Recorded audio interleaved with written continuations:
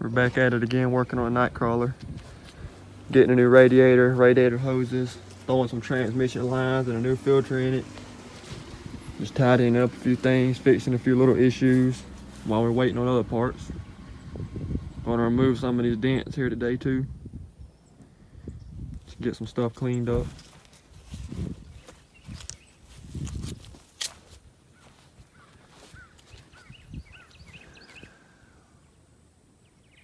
Getting new rims and tires for it, so let me know what y'all think would look good up under here.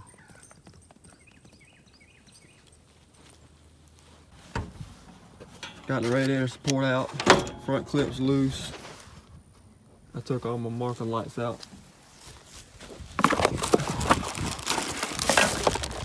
Placing them with some smoke ones. Putting a new electric fan on here. That's the radiator support. Now I gotta pull the radiator out, pull these hoses off, getting them transmission lines took a loose. Got the radiator out, got the hoses off, got the transmission lines took a loose. Gonna have to get a new fan. Tried to bend this one back straight, but it's beat up.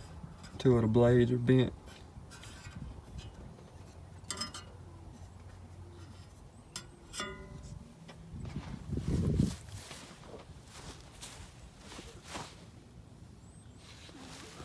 The old radiator was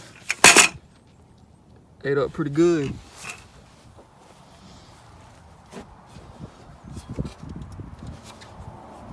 Pretty simple to take apart. If you ever want to do it, all you got to do on this 97 is pull your headlight bezels out, pull your blinkers out. You got two 10 millimeters here on each side, one up here. You got these 10 millimeters right across the top. And then you got two 10 millimeters here on each side that hold the radiator support in, and then they'll come out.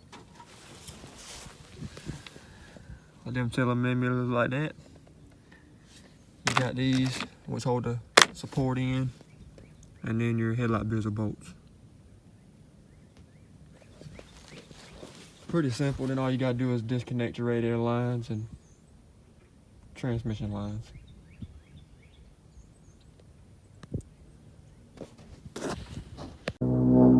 Kind of hard to see, but we're replacing the transmission lines up under here.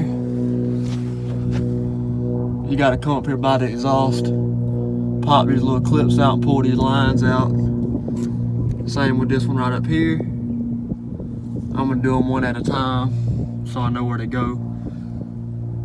Up front, it's a pain if you got exhaust in here, but all that leaking's got to go. We're also putting a new filter, changing the fluid. I'll show how to do that when I get to it. Trying to get these lines out and knock them out first and catch back up with you when I get them out. Got the upper line out. These are them little clips I was talking about.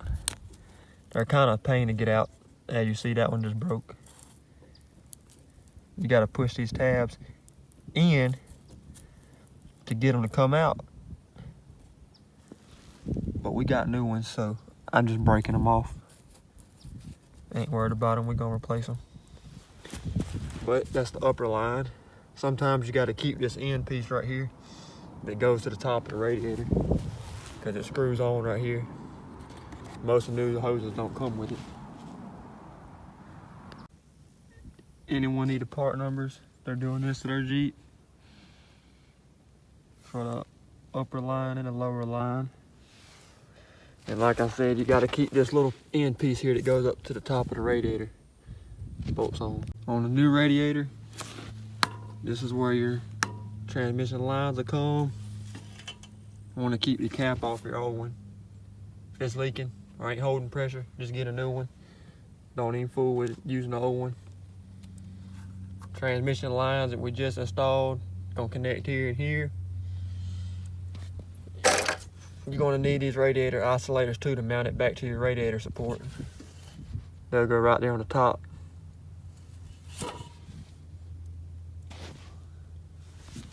We already got the transmission lines in. They'll run down here. I'll secure them back to the frame once we get everything hooked up. Got the bottom radiator hose in. About to slap the top one on. Tighten everything up. Throw the radiator in and tidy it up.